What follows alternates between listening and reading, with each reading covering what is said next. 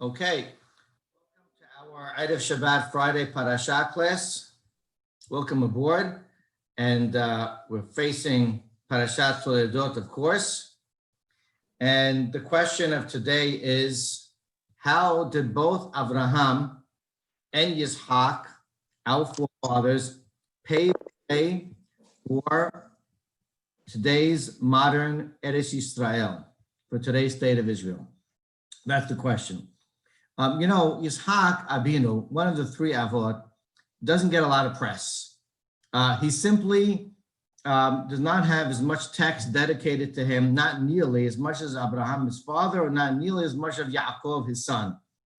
And, Parashat Vayera, he's a passive contributor in the Akedah. He speaks to his father in one pasuk. It was a great feat, but it's not really, he's not the focus of the subject of the story. In Parashat Hayeh Sarah, we just see him at the end, somewhat passive, a little active in the field, seeing Rivka, taking her in as a wife. There are glimpses, but the window of information is not really opened until this week's Parashat Toledot. And in it, we have really the major opportunity to see how the Torah paints the portrait of Yitzhak Abinu. In other words, if you want to get to know Avraham or Yaakov, you have choices of 3 or 4 parashiyot each. If you want to get to know Yitzhak Abinu, you need to get to know this parasha and familiarize yourself, or else there's no way to appreciate Yitzhak's uniqueness, because the Torah designated this parasha by and large, to a great extent, for us to glean from it and find the insights on Yitzhak Abinu. So let's get to work. And we'll look at really what the first incident of not the first incident of the parasha, because at first, of course, there is the birth of Yaakov and Esav, and afterwards a fast forwarding to the sale of the Bechorah from Esav to Yaakov. Let's start from the incident immediately afterwards in the Torah. So in the text, it's Perek Kavav, chapter 26, Pasuk Aleph.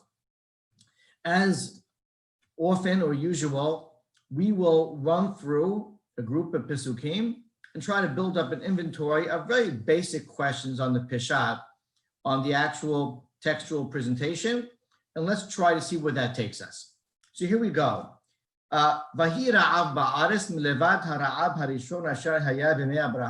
Aleph tells us that there was a famine in the land of Israel, and it says besides, over and above, in addition to the famine that was during the times of Abraham Avinu. Now that is certainly not a necessary term in terms of chronology, because the famine in the times of Abraham Avinu was over 100 years prior to this. We're assuming right now Abraham Avinu has already passed away when this took place, but in either case, it was a century ago. So what's the necessity of relating to us that this famine was besides the famine in the days of Abraham? Decent question. And the Torah tells us Yitzhak's reaction. Vayelech Yitzhak el Abimelech melech Pelishtim Gerara. Yitzhak goes southbound to Abimelech, who is the king of Pelishtim by Gerar. We're talking about the southwestern border of Eretz Yisrael. Today's Eretz Yisrael. What happens there? Well, first we can ask ourselves, why did he take that course of action? Seemingly, he's still in the land. Was the famine not as severe in that area? Possibly. It's fair to ask, why go to Abimelech as a recourse for this famine? Next pasuk. Vayera elav Adonai, vayomer al tered Mitzrayma.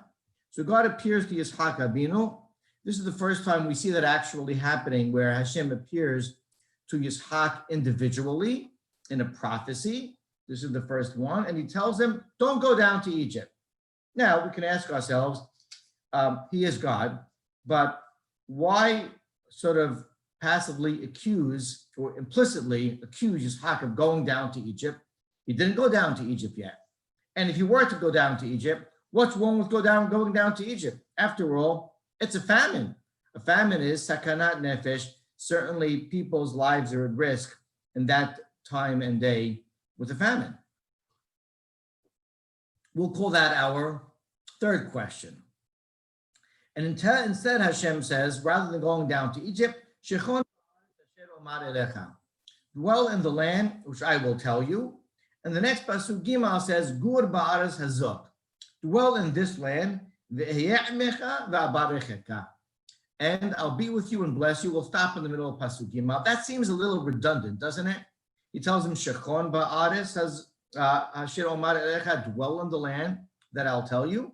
And the next word is Gur ba'aretz hazot, dwell in this land. It's a synonym, Shechon and Gur. So let's backtrack a bit. Let's talk about this famine. The Midrash relates to us that there were 10 famines in the world. It doesn't mean that there were only 10 famines, but it means that we can record, based on relating to certain Tanakh characters, some major catastrophes, natural catastrophes. A famine in those days was certainly a natural catastrophe that occurred in the form of famines, and they name Adam, Lemech, Noah, Abraham, Yitzhak, Yaakov, David HaMelech is in there as well, at the time of Eliyahu HaNabi also, and the one in the future. What's the point of that list? The point was those famines, we can relate to them because we align them to Tanakh personalities that we know of, and they were very impactful times during that personality's lifetime. And so, and a famine really means that Bad Minan, thousands of people are passing away of starvation. That's what it really means. There's no refrigeration, there's no preservatives. You can't produce food you can't eat unless you have the wherewithal to move somewhere else and survive. So famine is as bad as it got in those days. We're told a famine comes to Yitzhak, milevad, besides the famine during the times of Abraham Avinu. It's very likely that the Torah is indicating to us that Yitzhak Avinu is still related to the famine in the days of Abraham. He may not have been alive, but he certainly, that was a calendar event. That was something that his father conveyed to him. That was on the conscious. It's an indelible imprint on the conscious of Yitzhak's mind that there was a time of catastrophe, of life-threatening and really large-scale death in my father's time. And you're always worried of it happening again. We say about the Holocaust, never again, haven't happened again, it can't happen again. Why? Because it's not so long ago that it happened.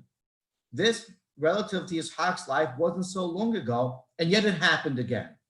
So Vahira Av Ba'aris, besides the one in Abraham Abinu's time, Yitzhak was almost ready to react. And the worst, like Murphy's Law, if it could happen, it will happen, and it happened. The worst imaginable scenario. How does Yitzhak react? Well, it says, addressing our second question, he went to Abimelech, Melech Pelishtim, Gerara. He went towards Gerar to Abimelech, the king of Pelishtim. Why? I think the answer should be pretty clear. If you recall, 2 parashiyot ago, Abraham Avinu made a treaty, a pact with Abimelech, Melech Pelishtim. And it was not just for himself, it was for generations to come. So whether that Abimelech is still alive, doubtfully, or his son, which is, it's a generic name, it's like Paro, it just means king, that treaty was still intact. And he went down, some commentators say, perhaps he was relying on Abimelech sustaining them and saving them in this famine. Perhaps it was a familiar face and a comfortable environment to go to where things were not as bad. And perhaps he did what his father did. He started going southbound and he visited a familiar face, someone that I would say can give him some comfort in these times of need. And I think he did what was natural to do. He found his comfort zone. So at that point in time, things, we don't know how it was by Gilad in terms of the famine, didn't seem to be okay. How long did he stay there? We don't know. God appears to him and says, Yitzhak, al tered Misraima. Don't you dare go down to Egypt. Well, we asked who said he was going down to Egypt. But simply put, the trajectory where Yitzhak Abinu was headed, first of all, on the map, geographically is that direction, from where he came to where he's headed, cross the border, he's in Egypt, at least modern Egypt. We assume ancient, the borders weren't so much different. And we could assume that he was following the footsteps of Abraham Abinu. And maybe these words ring familiar to you because it's almost the exact same words as Perashat Lech Lecha, when Vahira Ab Ba'aris, and Vayered Abraham to where? Abraham at the time, to Misraim. And Yitzhak seems to be taking that route and going there. Very understandable. What's wrong with that? Why the warning? Why the prohibition of crossing the border and going down to Egypt? Well, there's a famous midrash. Rashi brings it down. And he says, because Yitzhak Abin was an olat rimah, he was a pure korban, he couldn't leave the land. That's a very important concept, which we won't address right now. But a very pragmatic answer could be that HaKadosh Baruch Hu wanted to facilitate Yaakov Avinu's independence. The answer to every problem is not going to always be do exactly what your father did. Now, what better model to follow than his father Abraham Avinu? And yet, there are different circumstances. The context may not be the same, and the answer isn't always to mimic Abraham Avinu. And therefore, HaKadosh Baruch Hu was facilitating and nudging him in a direction of independence. After all, we have three forefathers, and we stand on a three-legged stool as our nation. And Yitzhak Abinu needed to build his own merits. And God perhaps prompted him to do so. Now, what occurs afterwards is fascinating. So Hashem tells him, Al Tered Misraima. I don't think that's really the right move at this point in your life. In fact, I forbid you to do so. Yitzhak Abinu says, all right, Hashem, I'll listen to you. It's a famine. Tell me what to do. I'm all ears. So Hashem tells him, Shechon ba'aris asher omar elecha. Now you'll notice that is a little obscure. Dwell in the land that I'll tell you. He didn't tell him yet exactly where he's going. Sound familiar, by the way? Leave, go somewhere, but I'm not telling you where to go. And he uses the word shechon, which is a fascinating terminology. This, I will say, is possibly the most significant pasuk in the Torah in terms of Hashem, the Torah revealing to us Yitzhak Abinu's life mission, his mandate. And what is that? I'm actually going to read to you the words of the Ramban, who tells us what this directive was really about. Shechon ba'aretz asher omar elecha, dwelleth in the land which I will tell you. He says, Shechon, here was the command. Shechon kol yomecha ba'aretz asher omar elecha b'chol pam u'pam. I want you to live the rest of your life from here going forward to wherever I will tell you every single time that I command you. Al pi Hashem tisah, al pi Hashem tahaneh. You will move around your life choices in terms of places of dwelling, and that means sustenance, commerce, environment will be exactly where I tell you, when I tell you. That means that you may not know where you'll be living tomorrow. And so here's my mandate to you, Yitzhak. Dwell in whatever land I tell you to dwell, without knowing where that is. At any moment, you may move, and without a clear understanding of where or why. Okay? Yitzhak. Hineni.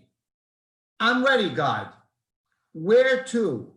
Giving my first stop. And indeed, Pasuk Gimal, he reveals the answer to him. Gur ba'aris hazot. Now the word gur means sojourn. It's a temporary dwelling because that's where his stops will be temporary. But he tells him, gur ba'aris hazot, don't move. He might think, well, my first stop is, I don't know, the UAE or maybe Mexico. I mean, it's a famine, for goodness sake.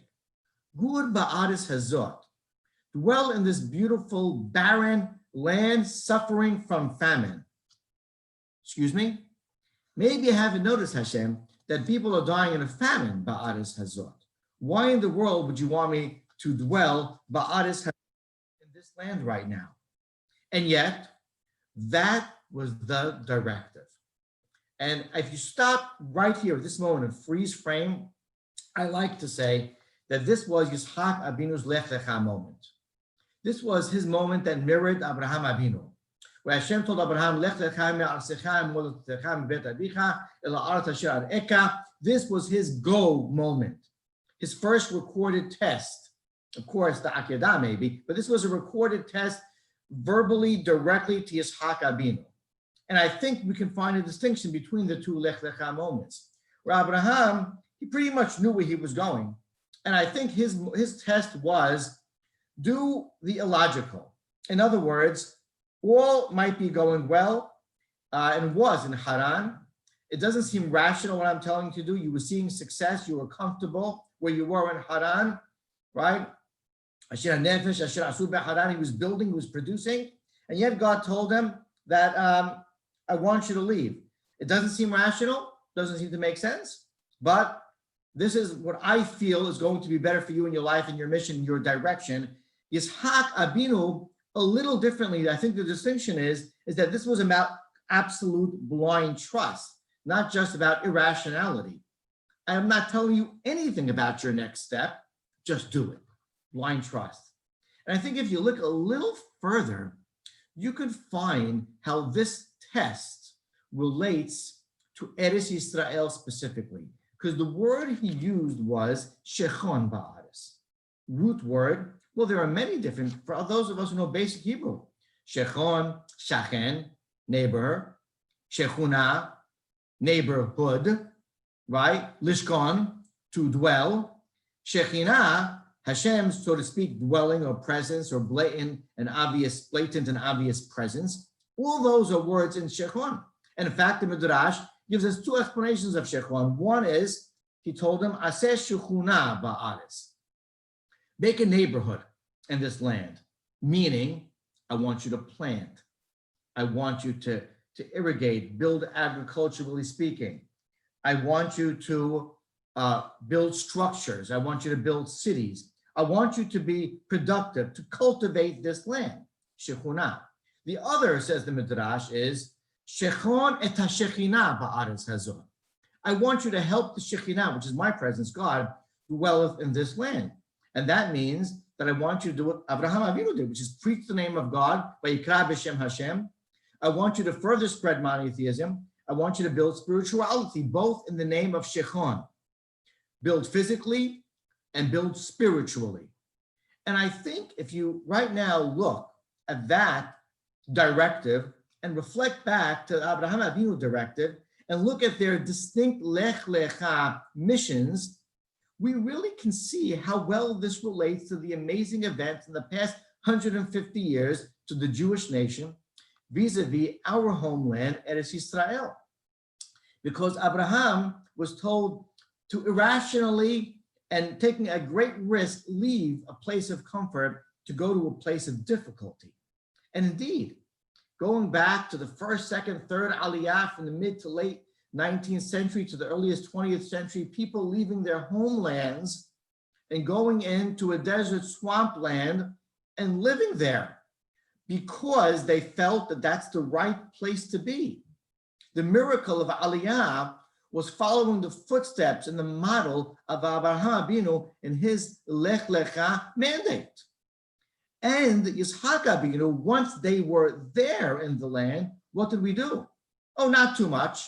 We only made a shechuna, which means we cultivated and we built this land of ours, this tiny morsel of land, to be one of the most productive per capita places on earth in all realms of society. Unbelievable. I don't have to go down the list right now for you. And of course, Shechonat Shekhinah Ba'aretz. We built a Torah revolution, and we brought Torah back to the world and back to Eretz Yisrael in this past century. Going to the land is Abraham's Lech Lecha moment. Sacrificing and building the land up is Yitzhak Avinu's Lech Lecha moment. Both those mandates were fulfilled by our forefathers in their time. Both those tests were passed in flying colors in slightly distinct and different approaches. And both of them are the paradigm for us, the modern generation, who are the beneficiaries of our forefathers to once again sacrifice, make decisions, cultivate, and build this land spiritually and physically, and bring back Eretz Yisrael, la'hazir atana liyashna, hadesh yamenu kekedem, to try and march towards the path of bringing Eretz Yisrael back the way it was and it should be and it will be in the future, based on the guidance of our forefathers, Abraham and Yitzhak. Baruch Adonai L'olam, amen v'amen. Shabbat shalom.